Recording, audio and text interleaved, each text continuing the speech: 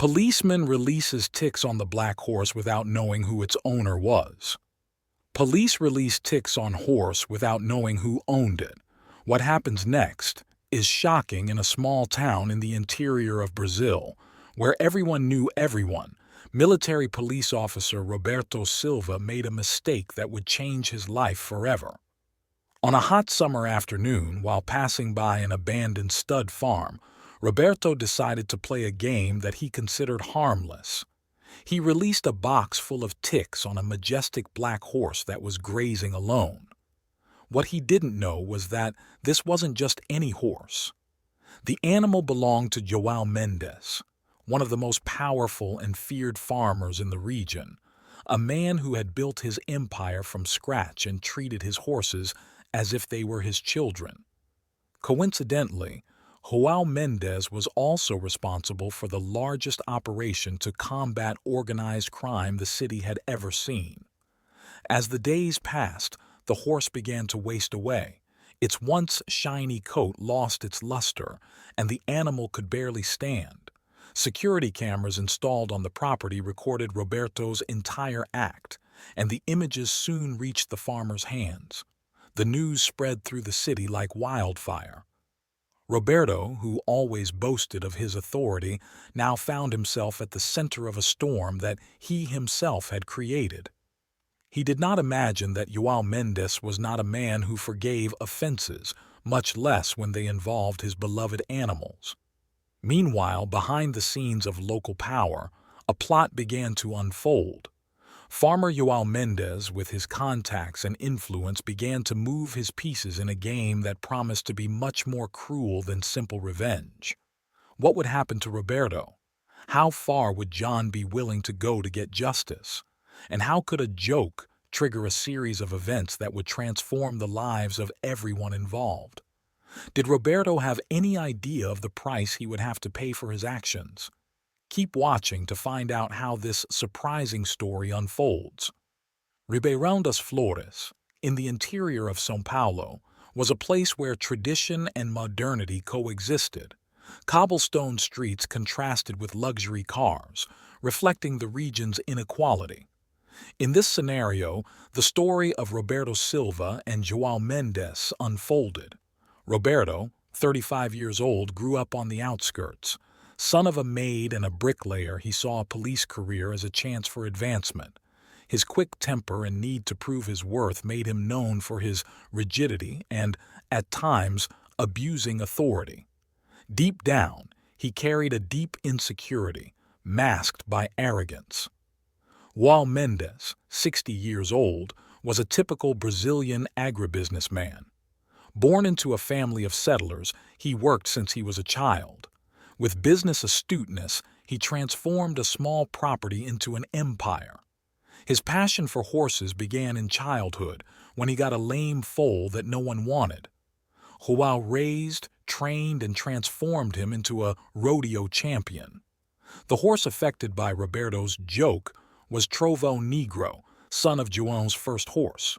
He represented not only a $1 million investment, but also an emotional connection with the farmer's roots. Trovão Negro was the pride of the stud farm and the favorite for the next national competitions. The city was buzzing with social tensions. The inequality between rural workers and large farmers was palpable.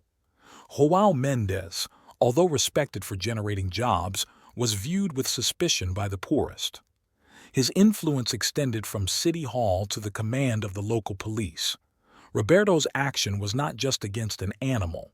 It was a symbolic attack on established power. The police officer, unconsciously, had stirred a political and social hornet's nest. Maria Luisa, a recently graduated veterinarian and daughter of small farmers, worked at João's stud farm.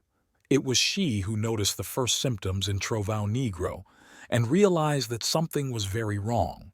Her posture was delicate. Maria Luisa, the veterinarian, felt empathy for Roberto's humble origins, but also recognized the care and dedication that João Mendes dedicated to animals. Delegate Antonio Ferreira, Roberto's superior, found himself in a complicated position. A friend of João Mendes and debtor of some favors, he also had the responsibility of maintaining order and justice in the city. Meanwhile, Mayor Carlos Eduardo, worried about the upcoming elections, was watching closely.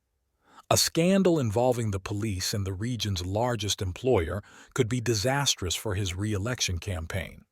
The population of Ribeirão das Flores was divided. For some, Roberto's attitude was seen as a necessary affront to the power of the big farmers. For others, he was a criminal who should be exemplarily punished. João Mendes, known for his calculating calm, remained unusually silent, which only increased the general nervousness. Everyone knew that when he decided to act, the consequences would be unpredictable. Roberto, initially confident in his position, began to feel the weight of his actions. Disapproving looks, whispers in the streets, and the removal of former allies made him question whether his joke would have a higher price than he imagined. As the story spread, other characters entered the scene, each with their own agendas. The plot became more complex. In Ribeirão das Flores, as in Brazil, nothing was simple. Each action had the potential to trigger consequences that would echo throughout the community. The tension reached its peak when Trovão Negro, João Mendes's valuable horse, suffered a significant deterioration. The veterinarian, called in a hurry, reported that the animal was in critical condition, fighting a massive tick infestation that had compromised its immune system. The news spread quickly, intensifying João Mendes's silent anger. Surprising everyone, João broke the silence with a public statement in the city's central square. With a firm voice and penetrating gaze, he declared, "Whoever attacks my animals attacks me, and whoever attacks me doesn't go unpunished. I offer a reward of 6,000 reais to anyone who brings information that leads to the punishment of the person responsible for this cowardly act." The announcement fell like a bombshell in the community. Suddenly, all eyes turned to Roberto Silva. The police officer, who until then maintained a facade of indifference, began to feel the siege closing. Colleagues from the corporation began to avoid him, and even his patrol partner asked for a transfer. Meanwhile, Delegate Antonio Ferreira found himself in an increasingly complex dilemma. The evidence against Roberto was clear, but arresting a police officer could undermine the population's trust in the security forces. On the other hand, ignoring the case would mean openly challenging João Mendes, something that could have disastrous consequences for his career. Maria Luisa, the young veterinarian, found herself at the center of the conflict. Her dedication to saving Black Thunder brought her closer to João Mendes, who came to see her as a reliable ally.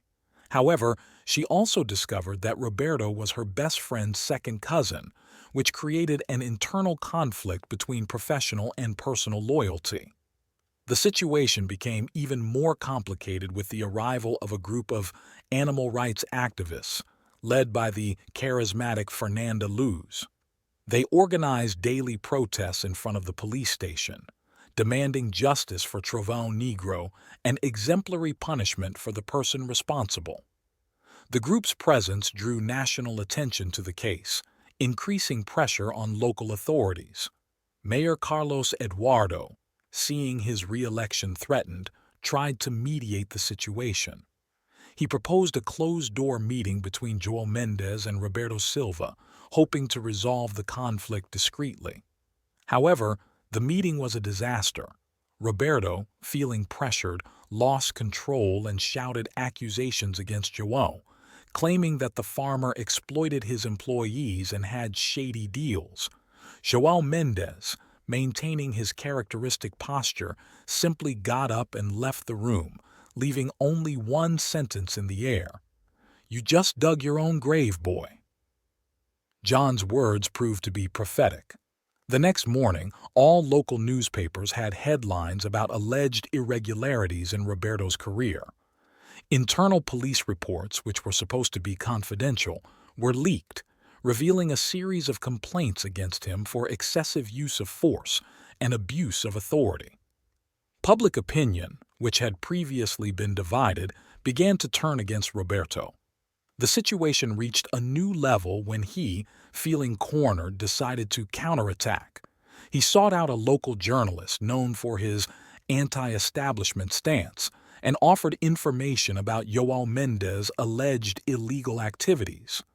The journalist, hungry for a great story, accepted the deal without hesitation. However, Roberto did not know that the reporter had his own connections with João Mendes. Instead of publishing the article, the journalist delivered all the information directly to the farmer, further intensifying the siege against the police officer. Meanwhile, Maria Luisa, the veterinarian, continued her investigation into the case of Trovão Negro. By analyzing blood samples from the horse, she identified traces of a toxic substance uncommon in tick infestations. Suspecting that there was more to the situation than a simple prank, she decided to investigate discreetly, fearing the implications of her discovery. At the same time, Delegate Antonio Ferreira was facing a personal crisis. His son, a young, recently graduated lawyer, received a tempting invitation to join João Mendes' legal team. The offer, in addition to being promising, placed the delegate in an even deeper ethical dilemma.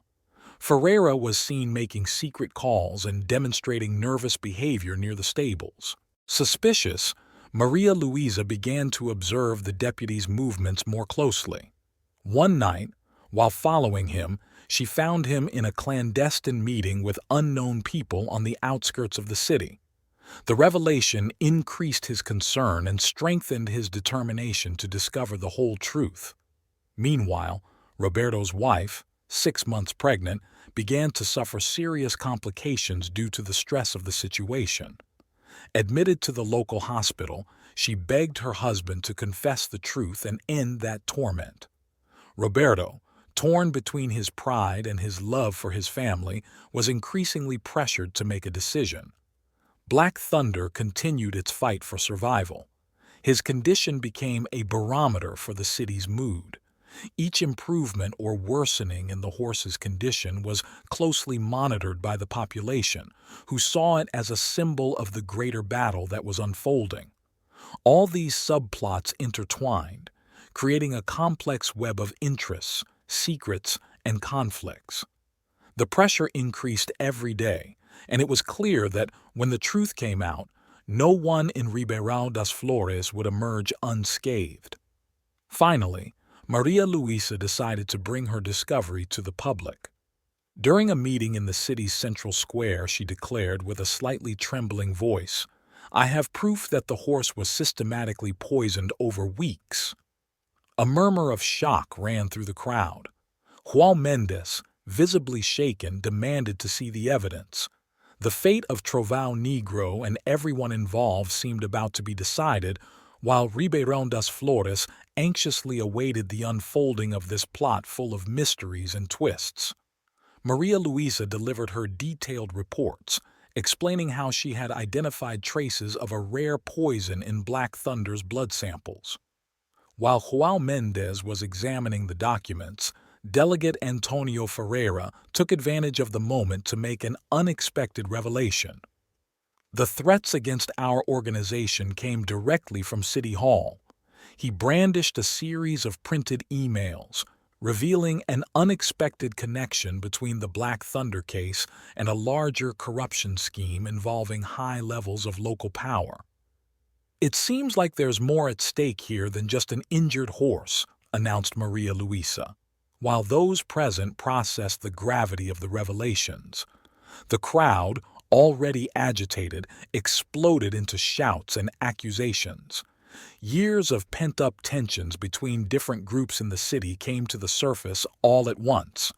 In the midst of the turmoil, the journalist who had betrayed Roberto approached João Mendes and whispered something in his ear. The farmer's face turned pale.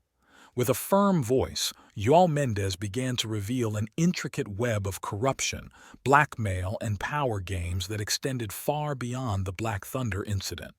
His statements implicated figures from all sectors of local society, including himself. As the truth emerged, it became clear that nothing in Ribeirão das Flores would ever be the same again. The case of the poisoned horse turned out to be just the tip of the iceberg, exposing decades of secrets and manipulations. Night fell over the city, bringing with it a mix of shock and hope. João Mendes confessed his involvement in corruption and political manipulation schemes that spanned decades.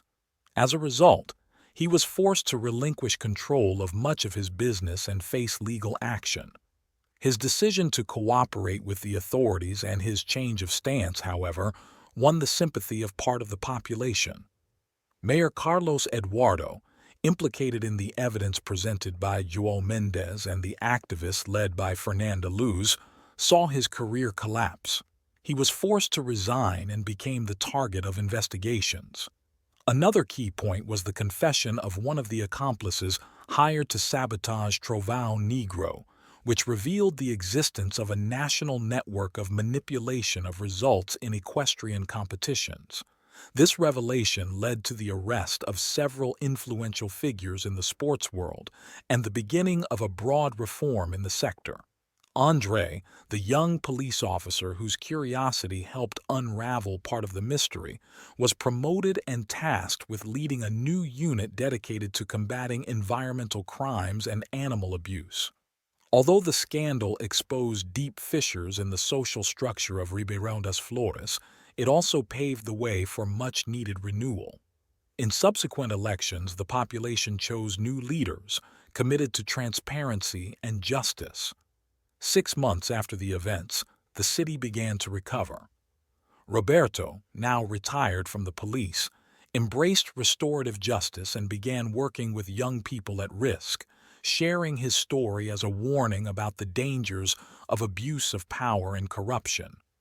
His journey of redemption, although difficult, began to inspire change. João Mendes, stripped of much of his fortune, found a new purpose. Using his business knowledge, he began advising small farmer cooperatives, helping them compete fairly in the market. Ribeirão das Flores, previously known for its appearance of tranquility, became a symbol of transformation, with its citizens reflecting on the question that hung in the air. Would it be possible to build a truly fair and ethical future on the ruins of a past marked by corruption and secrets? Trust between the police and the community, previously weakened, began to be rebuilt, step by step. The son of former police chief Antonio Ferreira, now with his new law firm, has become a tireless defender of the rights of the less privileged. His success stories defending small farmers and exploited workers have inspired other young professionals to follow similar paths. Maria do Rosario, leader of small farmers, saw her efforts rewarded, becoming an example for other communities in the country. However, not everything was rosy.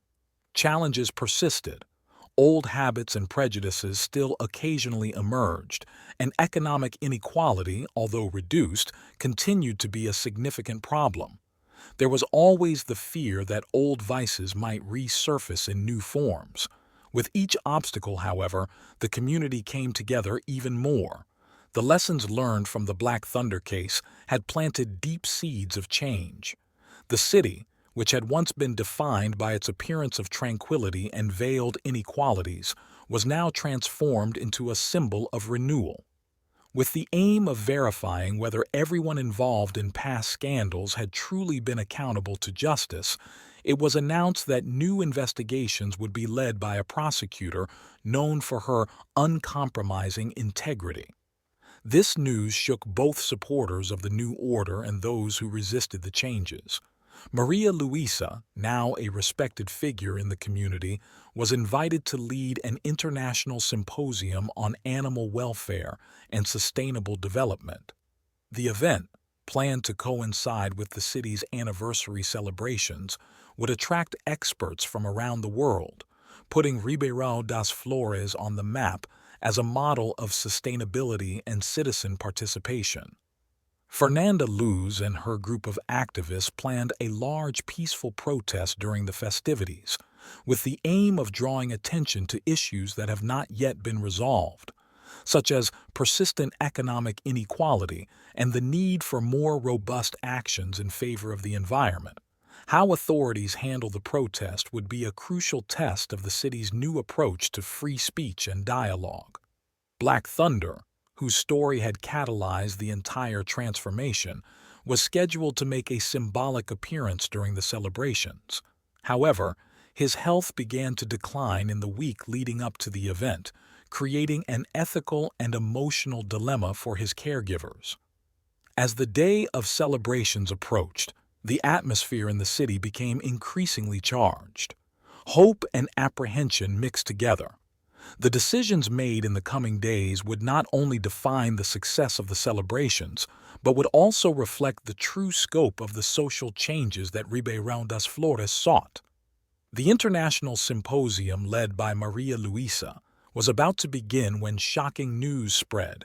Confidential documents emerged, revealing secrets about influential figures who still remained in the shadows of power. The city, which had fought so hard for justice and transparency, found itself once again facing a decisive moment. Black Thunder suffered a serious relapse during the night, and the decision to continue with the event or cancel it to focus on caring for the horse, a symbol of the city, weighed on everyone. The dilemma reflected the meaning of true change and forgiveness. The mayor, under pressure from all sides, announced her decision on the major development project. In a surprising move, she proposed a modified version of the project, incorporating strict environmental safeguards and a plan for community participation in decision-making. This compromise solution was met with cautious applause, but also criticism from both sides of the debate. The peaceful protest led by Fernanda Luz became one of the highlights of the celebrations, highlighting the importance of citizen mobilization for building a more just society. Inspired by the events he was witnessing, the local journalist made a surprising announcement. He rejected an offer from a media conglomerate and instead proposed the creation of an independent journalism cooperative in Ribeirão das Flores, dedicated to keeping the principles of transparency alive and social responsibility. The climax of the day came with a live broadcast from the Black Thunder. Although still weak, the horse had recovered enough to stand up, a symbol of hope and resilience for the city. In the weeks following the anniversary celebrations, Ribeirão das Flores experienced a series of significant changes, solidifying its transformation. The Federal Investigative Commission concluded its work, praising the city's progress, but also pointing out areas that still needed attention. Its final report served as a roadmap for future improvements and inspired other cities to follow Ribeirão das Flores' example. The mayor successfully implemented the modified development project, creating an environmentally responsible economic growth model that has attracted the attention of ethical investors across the country. Fernanda Luz and her group of activists saw many of their proposals adopted by the municipal administration. Their tireless work resulted in the creation of a permanent sustainability and social justice council, ensuring that community voices were heard in all important decisions. 5 years after the events that transformed Ribeirão das Flores, the city has become an international case study in urban renewal and participatory governance. Tourists and researchers from around the world visited the city to learn from its sustainable development model, which emphasized transparency, innovation, and a collaborative spirit. Ribeirão das Flores' journey proved that, even in the face of the most difficult challenges, a united community can overcome its past and create a brighter and fairer future for all. And so, new inspiring stories keep emerging, waiting to be told. The story of Ribeirão das Flores teaches us that true and lasting changes begin with courage, dialogue, and a deep reflection on our values as a society. The case of Black Thunder was more than a local conflict. He exposed the weaknesses, injustices, and challenges of a community that, for too long, ignored its own contradictions.